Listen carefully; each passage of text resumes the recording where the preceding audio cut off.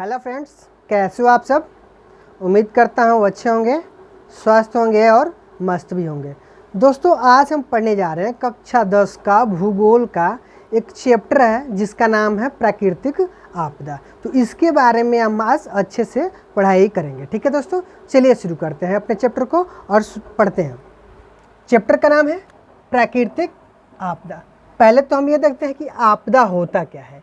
पहले हम यही देखते हैं कि आपदा आखिर होता क्या है। तो आपदा हम कहते हैं जन धन को नुकसान पहुंचाने वाली घटनाओं को आपदा कहते हैं। यानी वो घटनाएं जिनसे जन को भी नुकसान हो और धन को भी नुकसान हो, अर्थात आदमी को चोट लगे या मृत्यु हो जाए, और या फिर उसको ये कह सकते हैं कि लोगों को धन का भी नुकसान हो। जैसे भूकंप आया तो घर गिर गए, या फिर बाढ़ आया तो घर बह गए। तो जन का और धन का जब दोनों का नुकसान होगा तो ऐसी घटना को हम आपदा कहते हैं। ठीक है दोस्तों, अब देखते हैं आपदा कितनी प्रकार की होती है। ठीक है, आपदा के प्रकार, तो आपदा दो प्रकार के होते हैं, प्राकृतिक आपदा और मानव जनित आपदा। ठीक है, प्राकृतिक आपदा जैसे कि बाढ़ हो गया, सुखाड़ हो गया, भूकंप हो गया, सुनामी हो गया, या बादल का फटना हो गया, ये प्राकृतिक आपदा है। ये प्रकृति के द्वारा लाई जाती है। इसमें मानव का कोई नियंत्रण नहीं है, या इसमें मानव कोई हस्तक्षेप नहीं कर सकता है। ठीक है, दूसरा मानव जनित में आग लगना, जैसे आग लगना ये मनुष्य कर सकता है, आग लगा सकता है।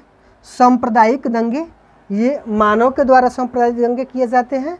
आतंकवादी हमला भी मानव के द्वारा किया जाता है। तो जो घटनाएं प्रकृति के द्वारा की जाती हैं उसे प्राकृतिक आपदा कहते हैं, और जो घटनाएं मानव के द्वारा की जाती हैं उसको हम मानव जनित आपदा कहते हैं।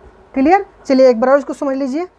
प्राकृतिक आपदा में बाढ़, सुखाड़, भूकंप, सुनामी या बादल का फटना इत्यादि घटनाएं आती है जो प्रकृति के द्वारा लाई जाती है। ठीक है, तो प्रकृति के द्वारा लाई गई वो घटनाएं जिनसे जन और धन को नुकसान होता है उसे हम प्राकृतिक आपदा कहते हैं। और मानव जनित आपदा, इसमें आग लगना, सांप्रदायिक दंगे, आतंकवाद इत्यादि घटनाएं आती हैं। तो इसको हम कह सकते हैं कि वो आपदा जो मानव के द्वारा लाई जाती है, या जो मानव के द्वारा घटित की जाती है, उसको हम मानव जनित आपदा कहते हैं। ठीक है, चलिए आगे देखते हैं। अब ये देखते हैं भारत में कुछ प्राकृतिक आपदाएं आई थी, तो इनके बारे में हम देख लेते हैं। ठीक है, तो भारत में विनाशकारी चक्रवात, एक बार भारत में चक्रवात आया था, बहुत ही ज़्यादा नुकसान पहुंचाया था, और ये चक्रवात आया था 29 अक्टूबर 1999 को। ठीक है, दूसरा भारत में विनाशकारी भूकंप, भारत में विनाशकारी भूकंप भी आया है। कब? तो 1934 में एक बार आया था, और एक बार 1967 में आया था। अगला है भारत में प्रमुख सुखाड़ मतलब सूखा का पड़ना। जैसे इस साल भी भारत के कुछ हिस्सों में सूखा पड़ रहा है, इसी को सुखाड़ बोलते हैं। और ये सुखाड़ जो प्रमुख सुखाड़ है वो 1966 में एक बार आया था, और 1987 में एक बार आया था। ठीक है, और उसके बाद ये है भारत में प्रमुख सुनामी। भारत में एक बार सुनामी भी आई थी, और ये आई थी 2004 में। ठीक है दोस्तों, चलिए अब आगे देखते हैं। अगला हेडिंग है आपदा प्रबंधन। आपदा प्रबंधन क्या होता है इसको देखते हैं। तो आपदाओं से बचने के लिए जो नियमित तैयारी की जाती है उसे आपदा प्रबंधन कहते हैं। ठीक है, आपदा प्रबंधन क्या होता है? तो आपदाओं से बचने के लिए जो नियमित रूप से तैयारी की जाती है उसी को आपदा प्रबंधन कहते हैं। ठीक है, समझ में आ गया? चलिए आगे देखते हैं आपदा प्रबंधन का पदानुक्रम। ठीक है, आखिर जो आपदा प्रबंधन है उसको कैसे हम प्रबंध करते हैं और उसके पद क्या, मतलब उसको क्रम क्या होते हैं आपदा प्रबंधन के लिए। ठीक है, तो इसका जो पहला क्रम होता है वो राष्ट्रीय स्तर पे। ठीक है, आपदा प्रबंधन पहले कहाँ होता है, राष्ट्रीय स्तर पे, उसके बाद राज्य स्तर पे आता है, राज्य स्तर के बाद जिला स्तर पे आता है, जिला स्तर के बाद प्रखंड स्तर पे आता है और फिर जाकर के ये गांव स्तर पर आता है। ठीक है, चलिए आगे देखते हैं। आपदा प्रबंधन की सफलता के लिए सरकार के साथ साथ आम लोगों की सहभागिता भी अनिवार्य है। अब ऐसा नहीं है कि आपदा प्रबंधन करने के लिए केवल इसकी जिम्मेदारी सरकार को ही निभानी चाहिए, बल्कि इसके लिए ज़रूरी ये भी है कि जो आम लोग हैं उनको भी अपनी जिम्मेदारी निभानी चाहिए और अपनी सहभागिता भी दिखानी चाहिए, तब जाकर के आपदा को प्रबंध किया जा सकता है। ठीक है, तब जाकर के आपदा प्रबंधन किया जाता है। अब देखिए, जो आपदा प्रबंधन होता है ये भी दो प्रकार का होता है। आपदा प्रबंधन कितने प्रकार का होता है, दो प्रकार का। एक प्रबंधन हो जाता है, एक जो प्रबंधन होता है अल्पकालीन हो जाता है, अल्पकालीन हो जाता है, और जो दूसरा होता है वो दीर्घकालीन हो जाता है। तो जो अल्पकालीन होता है ये तैयारी जल्दी में की जाती है। जैसे भूकंप आ गया तो भूकंप बता के तो आता नहीं है, बहुत जल्दी आता है। तो जब भूकंप आता है तो उस समय भूकंप के लिए जो तैयारी की जाती है, ठीक है, उसको हम कह सकते हैं कि वो अल्पकालीन होता है। ठीक है, जैसे दीर्घकालीन, तो दीर्घकालीन ये होता है कि जैसे बाढ़ का आना, तो बाढ़ का आने का मतलब ये होता है कि पता चल जाता है कि भाई जब बरसात का मौसम आने वाला है और बारिश होगी तो निश्चित ही बाढ़ आएगी। अर्थात अगर बरसात का मौसम आने वाला हो तो आने से पहले ही इसकी तैयारी शुरू कर दी जाती है। ठीक है, तो जो पहले से तैयारी शुरू कर दी जाती है उसको दीर्घकालीन आपदा प्रबंधन कहते हैं, और जो जल्दी में तत्काल में प्रबंध किया जाता है उसको अल्पकालीन आपदा प्रबंधन कहते हैं। अब देखते हैं कुछ प्राकृतिक आपदा और उसके प्रबंध को। ठीक है, तो देखते हैं बाढ़। जैसे बाढ़ है, पहले तो ये समझते हैं कि बाढ़ होता क्या है। तो बाढ़ जब अत्यधिक वर्षा होती है तो नदियों का जल स्तर बढ़ जाता है और बाढ़ की स्थिति उत्पन्न हो जाती है। यही होता है, जब बारिश अधिक होती है तो जो नदियाँ होती हैं, नदियों का जो जल का स्तर होता है वो बढ़ जाता है, और बढ़ने की स्थिति में जब बढ़ जाता है जल का स्तर तो ऐसी स्थिति में बाढ़ की स्थिति उत्पन्न हो जाती है। ठीक है दोस्तों, इसलिए क्लास को आगे कंटिन्यू करते हैं और देखते हैं अगला टॉपिक। अगला टॉपिक है बाढ़ के दुष्परिणाम, यानी जब बाढ़ आती है तो उसके दुष्परिणाम क्या होते हैं, या जब बाढ़ आती है तो उससे नुकसान क्या होता है। ठीक है, चलिए देखते हैं।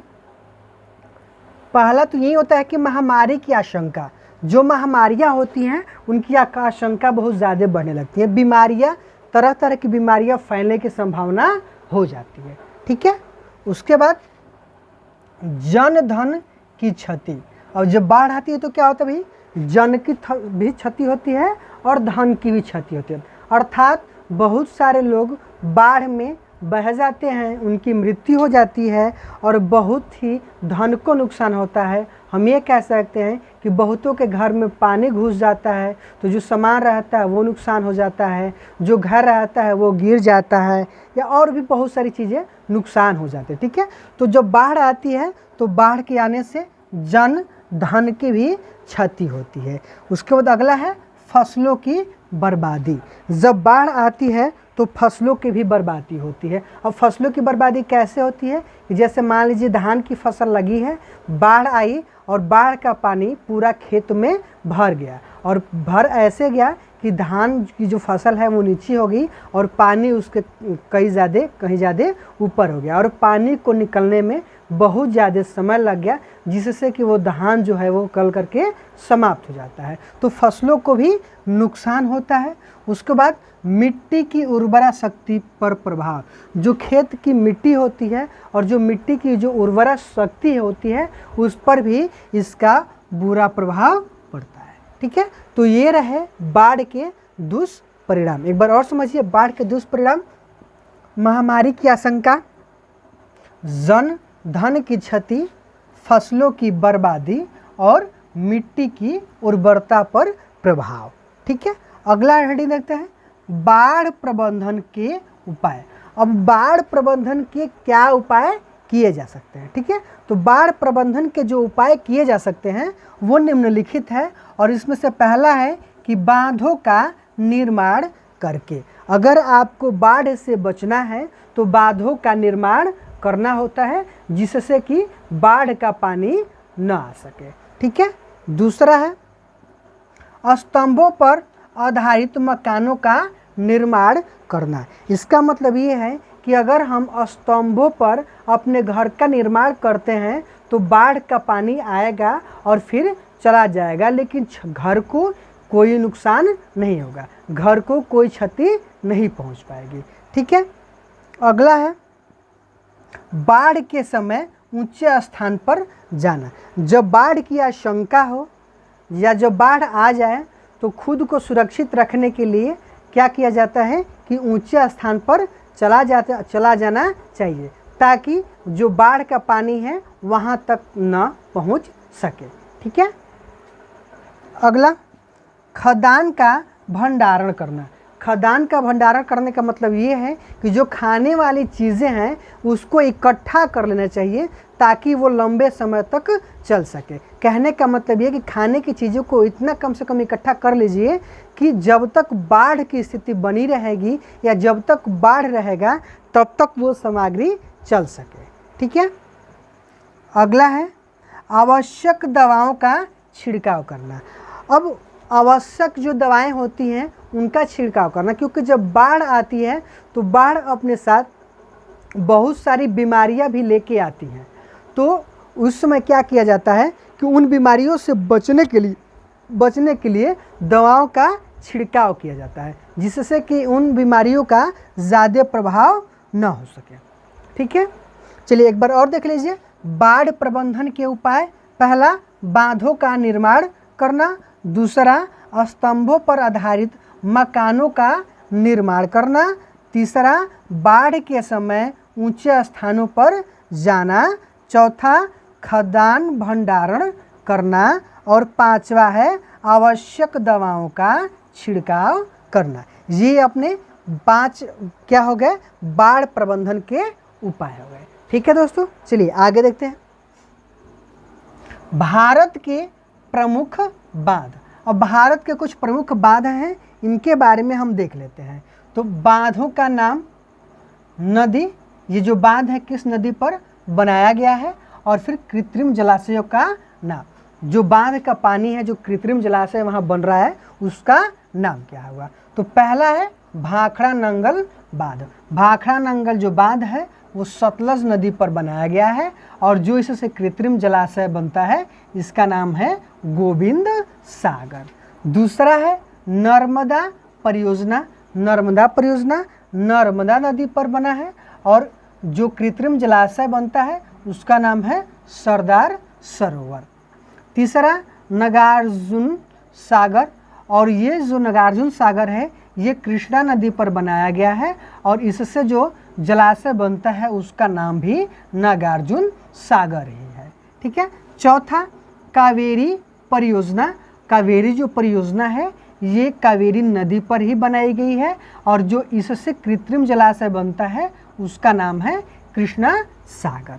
पांचवा है रिहंद बांध, और जो रिहंद बांध है वो रिहंद नदी पर ही बनाया गया है, और इससे जो कृत्रिम जलाशय बनता है उसका नाम है पंत सागर। तो ये भारत के कुछ प्रमुख बांध रहे और बांधों के नाम। ठीक है, और ये जो बांध है वो किस नदी पर बनाए गए हैं, और इन बांध को बनाने से जो कृत्रिम जलाशय बनता है उनका नाम था। ठीक है, ये बहुत ज़्यादा इम्पोर्टेंट है, आप लोग इसको अच्छे से याद कर लीजिएगा। ठीक है, अगला है सुखाड़। अगला हेडिंग है सुखाड़।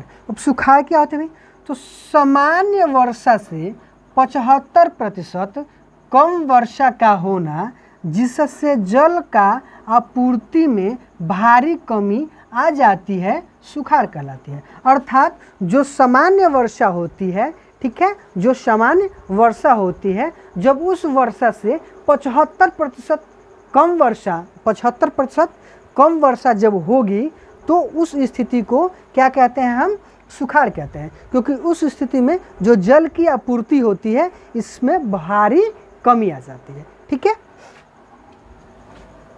सुखाड़ के दुष्परिणाम। अब जब सुखाड़ आता है तो उसके दुष्परिणाम क्या होता है, तो सुखाड़ के जो दुष्परिणाम होते हैं वो होता है फसल उत्पादन में कमी। जब सूखा पड़ता है तो क्या होता है कि फसल के उत्पादन में कमी आ जाती है। जब वर्षा नहीं होगी तो वर्षा नहीं होने के कारण धान की फसल नहीं हो पाती है, क्योंकि जो धान की फसल होती है वो वर्षा वाली फसल होती है, वो पानी वाली फसल होती है, और पानी वाली फसल के लिए पानी की अत्यधिक मात्रा की ज़रूरत होती है, और ये मात्रा केवल और केवल वर्षा से ही पूरी की जा सकती है। इसके लिए नहर उतना उपयोगी नहीं हो पाता है।